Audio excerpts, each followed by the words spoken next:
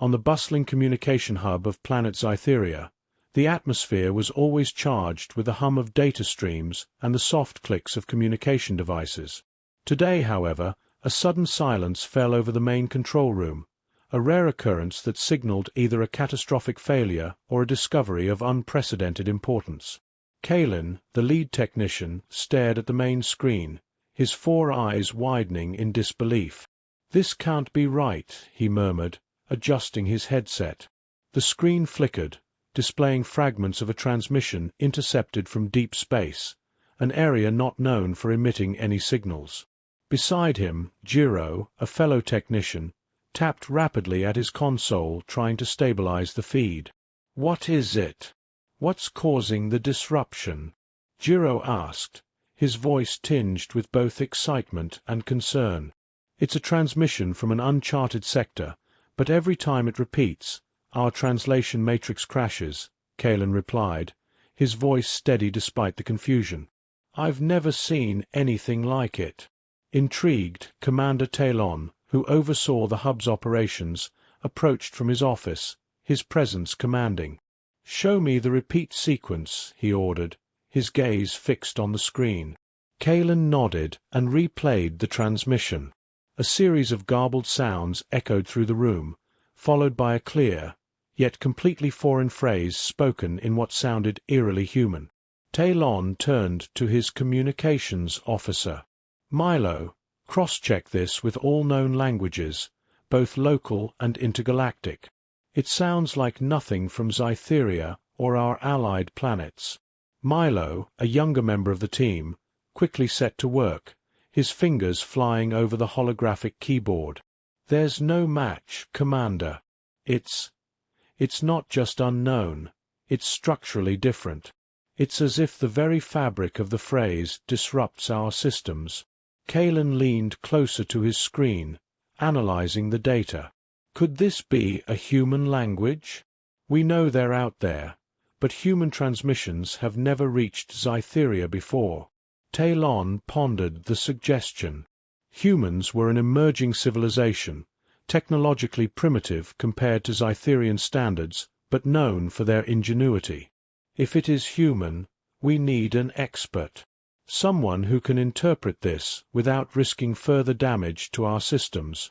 Milo turned in his chair, facing Talon with a look of determination. "I could go to Earth, Commander. With your permission, I'll locate a human linguist and bring them here. If anyone can decode this, it's them." Talon considered this for a moment, then nodded. "Prepare for departure, Milo. Take Jiro with you. We need to handle this delicately. We can't risk alarming the humans or exposing our technology." Jiro, overhearing his name, looked up with a mix of anxiety and excitement. "Earth? Really?" he exclaimed. "Yes, and quickly. We don't know what this message means or why it's affecting our systems, but we must find out," Talon replied, his voice carrying a weight of urgency.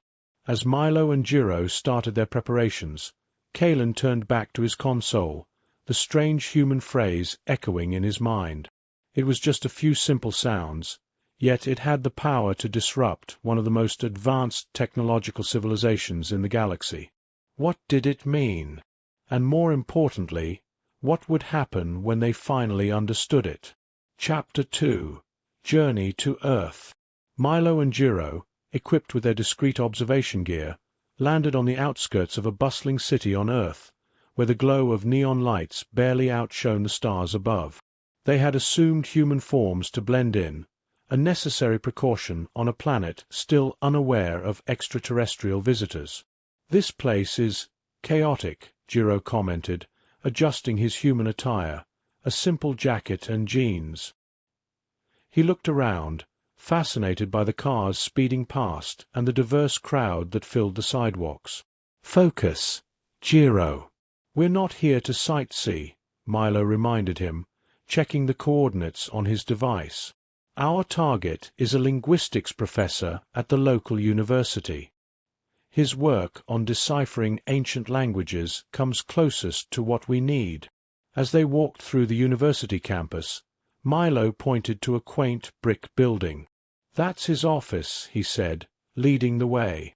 They found the professor, David Archer, a middle-aged man with a thoughtful demeanor, surrounded by piles of books and papers. "Excuse me, Dr. Archer?" Milo began, knocking softly on the open door. David looked up, a pair of glasses perched on his nose. "Yes. How can I help you?" David asked, his voice cautious but welcoming.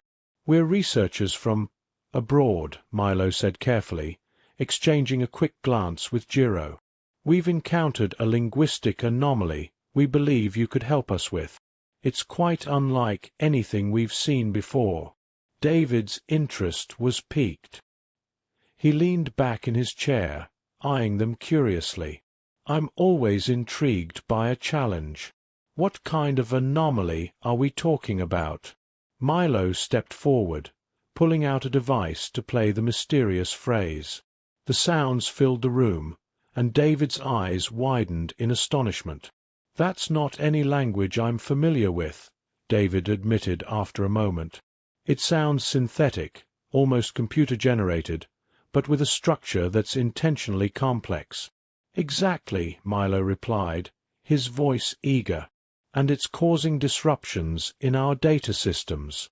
We need your expertise to decode its meaning." David stood up, intrigued by the mystery and the implication of their words. "You're not just linguists, are you?" he asked, a knowing look crossing his face. Milo hesitated, then decided honesty was the best approach. "No, we're not. We come from a place far beyond what you might imagine as abroad.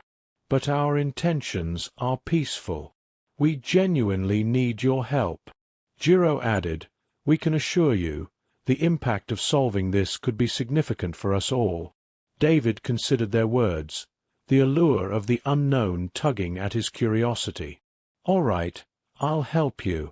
But I do this for the pursuit of knowledge, not just for your system issues." "Thank you, Dr. Archer," Milo said with a relieved smile. "Shall we get to work then?"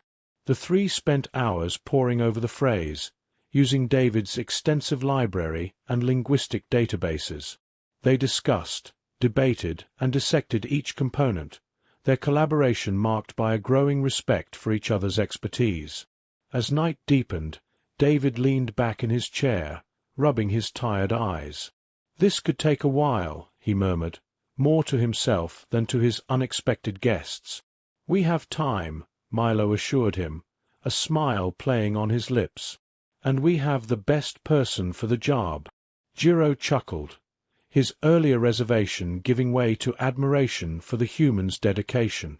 "He's right. And who knows? This could be the beginning of something extraordinary." The chapter would close with the three of them, different as could be, united by a common goal, unaware of how deep their journey into the unknown would take them. Chapter 3. Unraveling the Mystery. As dawn broke over the city, David, Milo, and Jiro were still deep in discussion within the confines of the linguistics office. Stacks of notes and multiple digital screens displaying various linguistic patterns surrounded them, evidence of their tireless work through the night. David leaned over a particularly complex algorithm they were testing. "If we assume this part of the phrase is a verb, based on the structure, similar to how action words function in proto-languages, it might help us isolate other components," he suggested, pointing at the screen. Milo nodded, his expression focused. "Let's run it through the simulation with that assumption. Jiro, can you adjust the parameters?"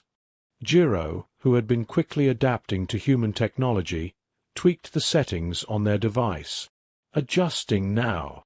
We should see in a moment if that bears any fruit." The computer processed the input, and the symbols on the screen began to rearrange themselves into a more coherent order. The three watched intently, holding their breath as the machine worked. Suddenly, the screen stabilized, and a clearer pattern emerged. "Look at this," Jiro said, excitement creeping into his voice. This structure could be indicative of a linguistic rule we haven't encountered before. David rubbed his chin thoughtfully. It's almost as if the phrase is encoded with multiple layers of meaning, each dependent on the context. This isn't just a language. It's designed to convey complex concepts in condensed forms. Milo's eyes widened with realization. That might explain why it crashed our systems. Our translation matrix isn't equipped to handle multi-layered linguistic encoding. We process language linearly, not like this. David turned to Milo, intrigued. Your systems sound highly advanced, yet you're saying they can't decipher something because it's too human? In a way, yes, Milo admitted. Our technology looks for logic and patterns that are straightforward. Human language, with its nuances and emotional contexts, often defies those patterns. Jiro looked between them, an idea forming. What if we try to approach this not just as a linguistic puzzle, but as a cultural artifact? Maybe we need to understand the people, or beings, who made it as much as the words themselves. David nodded enthusiastically. Exactly. We need to think about what they wanted to communicate, not just the words they used. Let's cross-reference this structure with socio-linguistic patterns from human history. It could give us a new angle. The trio spent the next several hours diving into historical language databases, comparing the mysterious phrase to ancient human scripts and cultural expressions. Every discovery led to more questions, but gradually they began to piece together a theory. As they worked, a bond formed among them, grounded in their shared love for discovery. Despite coming from vastly different backgrounds, they found common ground in their pursuit of knowledge. "Working with you both has opened my eyes," David confessed as they took a brief coffee break. "I've always believed that language was more than just words, but this is something else." Milo smiled, grateful for the humans' openness. "And we could never have reached this point without you. Your insight has been invaluable." Jiro, who had been mostly silent, spoke up. "It's strange, isn't it? 3 different beings from different worlds, working together because of a few mysterious words." "It's more than strange. It's wonderful," David said, raising his coffee in a small toast. "To strange words and new friends." Milo and Jiro echoed the sentiment, their cups clinking softly in the quiet morning light. The path ahead was still uncertain, but their commitment to solving the puzzle was stronger than ever. And as they returned to their work, each felt a profound sense of purpose, driven not just by the need to understand, but by the connections they had forged in the process. Chapter 4. A Breakthrough. In the university's sprawling digital archives room, David, Milo, and Jiro sifted through ancient digital manuscripts and linguistic models, their previous night's theory needing more substantial evidence. Jiro, more comfortable now with the earthly interface, pointed to a screen displaying a series of pictographs. "These symbols, they look somewhat similar to the segments we isolated in the phrase. See here. This recurring loop symbolizes infinity in several ancient human cultures." David, peering over Jiro's shoulder, nodded. "Yes, and look at this adjunct here. It's reminiscent of the ancient glyphs used to denote interconnected ideas. It could be that the phrase uses a similar conceptual framework." Milo, his eyes flicking between his companions and the screens, chimed in. "If we map these symbols against the structure we decoded, perhaps we can begin to translate the phrase into something comprehensible. Let's compile all these symbols and run them through the translation matrix I modified with your input," David suggested, his enthusiasm mounting. He set up the program, and the trio watched as data churned on the screen. "Crossing my fingers this doesn't cause another crash," Jiro half-joked, a light tension breaking through his usual stoicism. David hit the Enter key, and the room filled with the hum of processing data. The screen flickered, then stabilized, displaying a string of coherent text. It worked! David exclaimed, his face lighting up with a broad smile. Read it out, David. What does it say? Milo urged, leaning closer. David cleared his throat and read, "Bound by stars, we reach for others beyond our sky." It's poetic, isn't it? Almost like an invitation or a declaration of intent. That's profound, Milo said, pondering the implications. It aligns with what Jiro suggested about being a cultural artifact. This phrase wasn't just communication, it was a gesture of outreach. Jiro nodded, absorbing the weight of their discovery. This changes everything about how we thought of the transmission. It's not a mere message. It's a fundamental expression of their civilization's desire to connect. The realization brought a new level of urgency to their work. "We need to consider the possibility of responding," Milo proposed, his voice tinged with a mix of caution and curiosity. "If this is an outreach, we should contemplate our position on this interstellar dialogue." David leaned back, his mind racing. Responding would be tricky without full understanding of the implications. We'd be stepping into unknown territory diplomatically and ethically. True, but this discovery could bridge the gap between our civilizations. It could lead to unprecedented cooperation and understanding, Jiro added, ever the optimist among them. The discussion that followed was intense, each man bringing his perspective to the fore. David provided insights into human historical contacts and the often unforeseen consequences. Milo, with his technical expertise, outlined the potential benefits and risks from a technological standpoint. Jiro, looking at it from a cultural exchange angle, highlighted the significance of mutual respect and understanding in such interactions. As they debated, it became clear that their work was about more than decoding. It was about setting a precedent for future interactions. The weight of that responsibility felt heavy in the room, but there was also a palpable sense of excitement.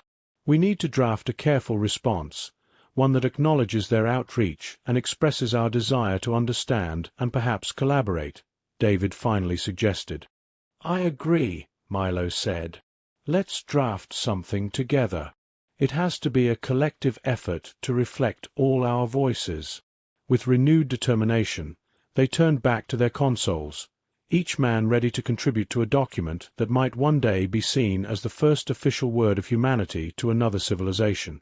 As they worked, the bonds of their unexpected friendship deepened, each aware that they were part of something much larger than themselves, a truly historic endeavor.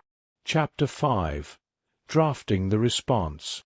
The small office was abuzz with activity as David, Milo, and Jiro gathered around a large digital display, papers and digital tablets strewn about. They were poised to craft a response to the profound message they had decoded, a task that felt both exhilarating and daunting. "Let's start with the greeting," David suggested, tapping on the digital keyboard. "It needs to be respectful, but also express our curiosity and eagerness to learn more." Milo nodded, watching the text appear on the screen. "We should also ensure it mirrors the poetic nature of their message. It's clear they place value on that form of expression." Jiro, who had been quietly taking notes, chimed in, "Perhaps something that acknowledges the shared universe, to reflect the unity their message seemed to embody." "That's a good starting point," David agreed.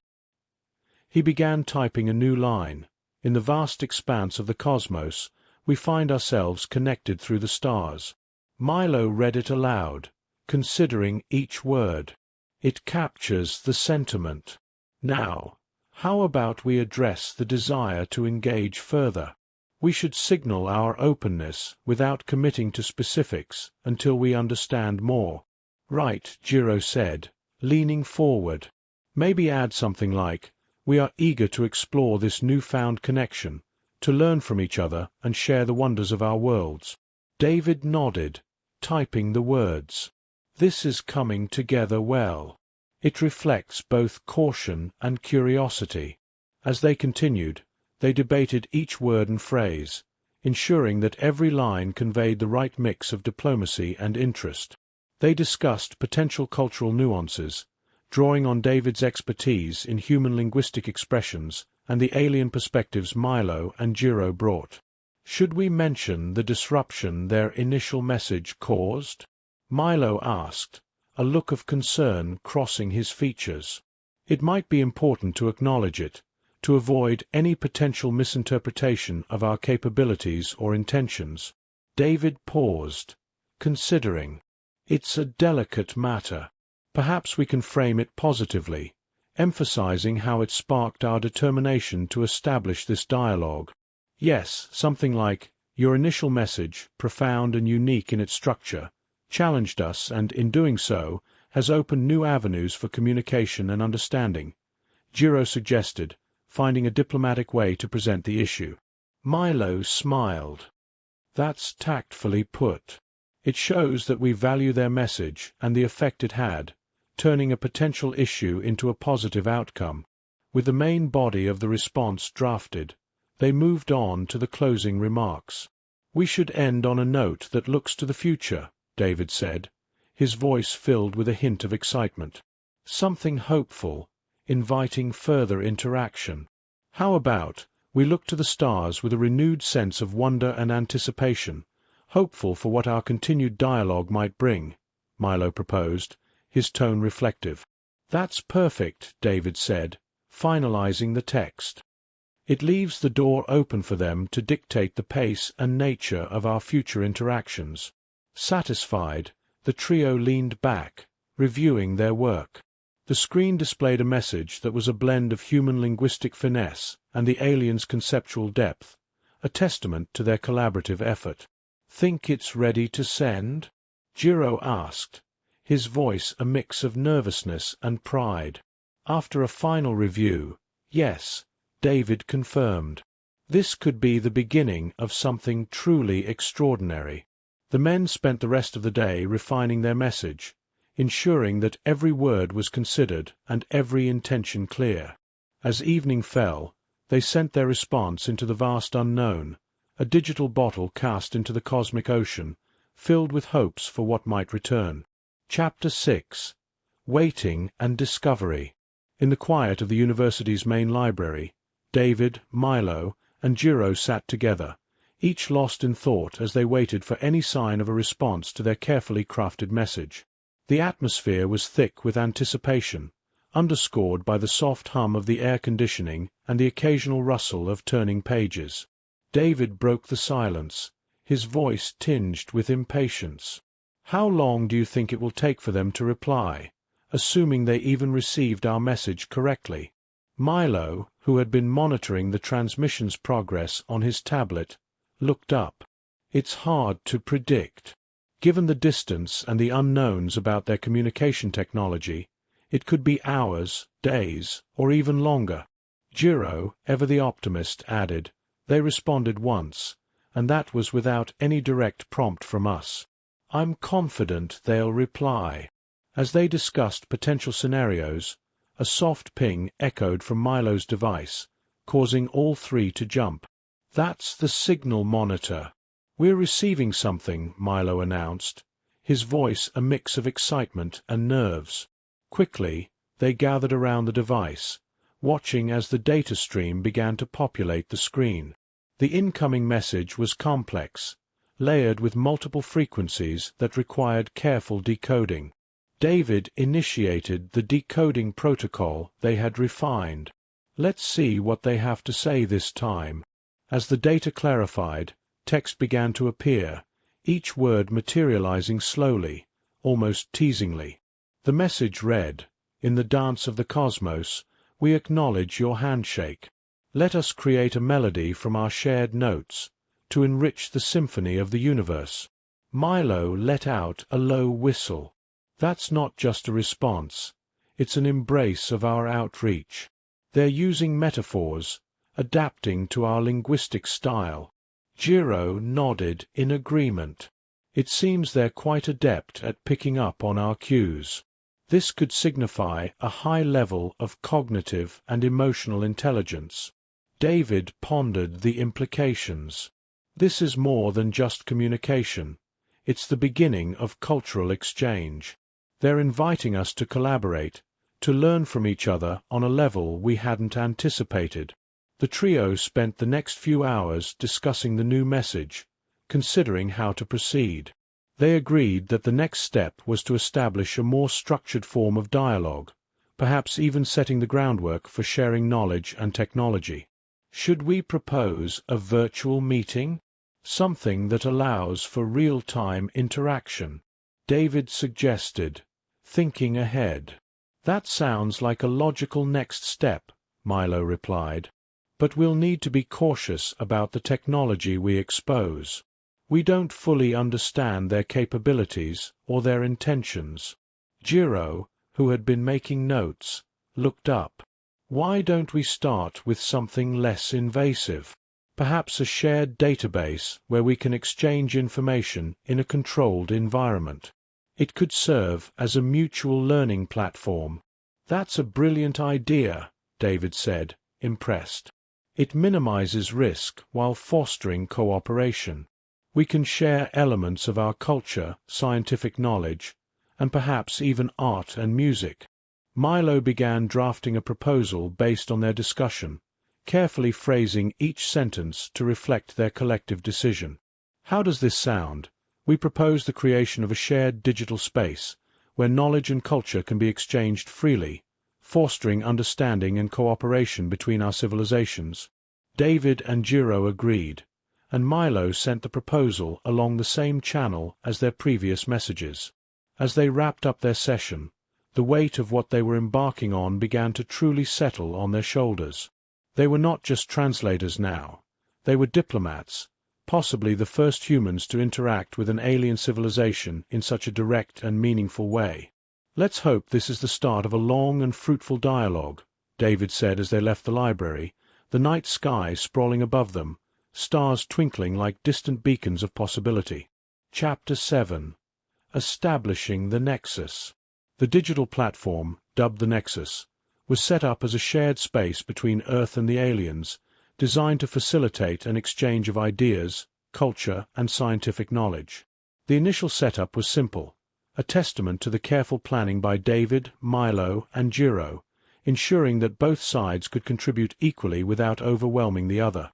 In the university's high-tech conference room, the trio gathered to oversee the launch of the Nexus. Each had a role to play. David provided the cultural and linguistic insights, Jiro handled the technical aspects, and Milo acted as the liaison, ensuring smooth communication. "Are we ready to go live?" David asked, adjusting the settings on his console. Jiro gave a final check. "All systems are green. We've set up translation protocols and security measures. It's as ready as it'll ever be." Milo nodded, his hand hovering over the activation switch.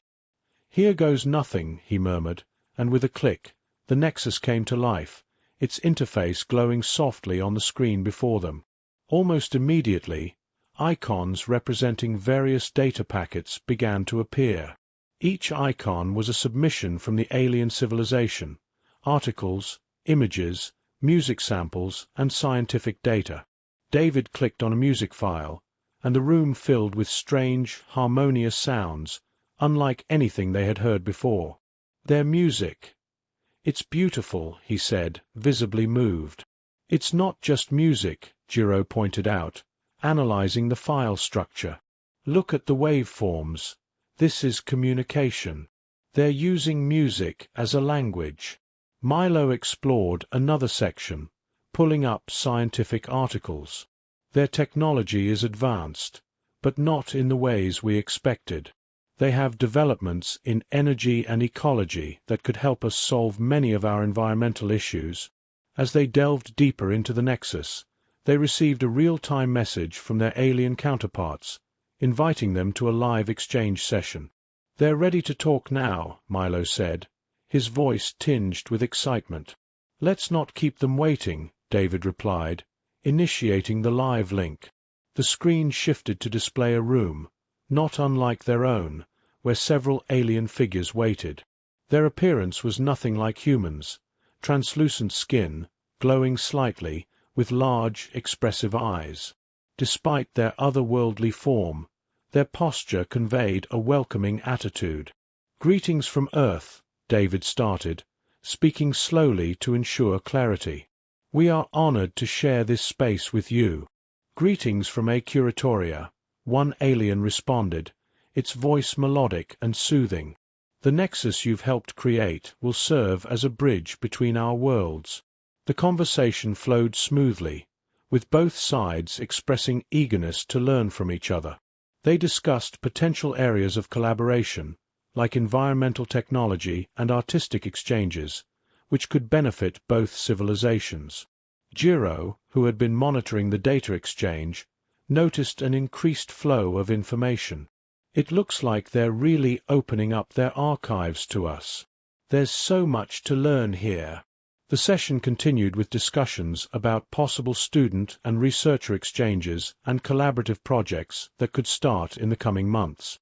As the meeting drew to a close, the lead alien, named Vral, spoke. "This is just the beginning of our journey together. What we build here, in the Nexus, will lay the groundwork for a lasting friendship." David responded warmly, "We look forward to that future. Let us build not just a bridge, but a shared home in the Nexus." After the session ended, the men sat back, each processing the historic nature of their interaction. "Do you realize what we've started?" Milo asked, a wide grin spreading across his face. "A new era of interstellar diplomacy," Jiro answered, equally thrilled. "And perhaps, one day, a unified approach to the cosmos," David added, hopeful about the future. They left the room, their steps light, their minds alive with possibilities. The Nexus, now active and thriving, was their joint contribution to a universe that just became a little smaller, a little friendlier, and infinitely more intriguing. Chapter 8. Future Horizons. The office was quiet, a stark contrast to the flurry of activity that had taken place over the past few weeks. David, Milo, and Jiro sat together, each reflecting on the monumental steps they had taken. David broke the silence, his tone contemplative. "When we started this, I never imagined we'd come this far this quickly. The Nexus has become more than a communication platform. It's a symbol of what we can achieve together." Milo nodded, his eyes on the live data streaming on his laptop from the Nexus. "The collaborations have exceeded all expectations. We've initiated joint research projects, and the cultural exchange programs are set to launch next month. It's groundbreaking." Jiro, always looking to the technical side, added, "And the data we're gathering is invaluable. The technological insights alone could propel us decades ahead in several fields." Their conversation was interrupted by an incoming call on the Nexus interface.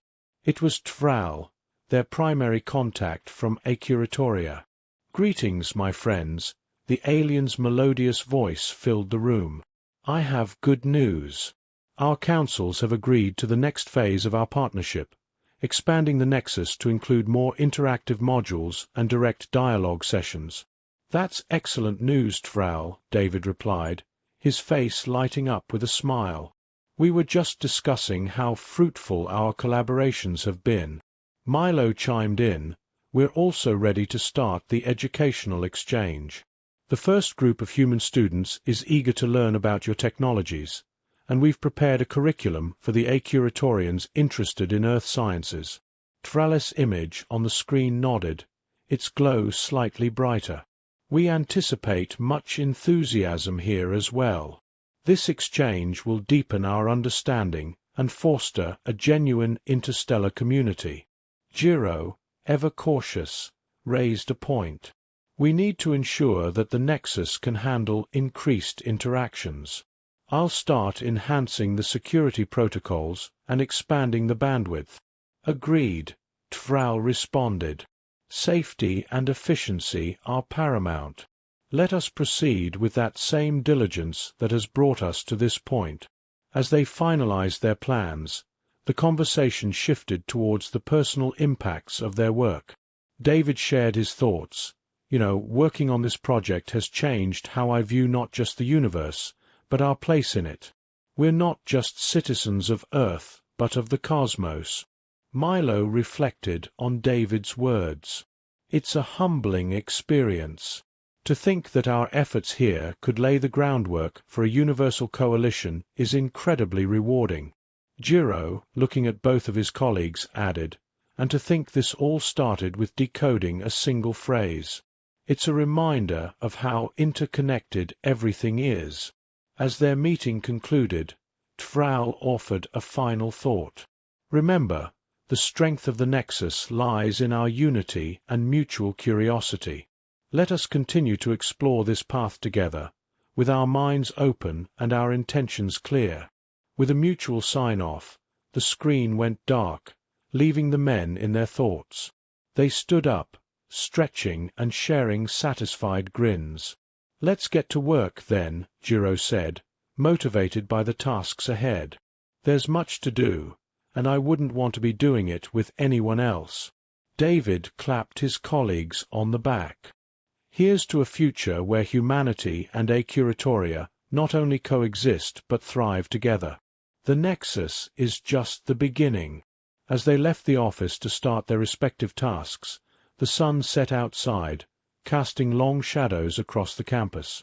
Inside, however, the light of a new dawn was just beginning to rise, a dawn of interstellar cooperation and shared dreams.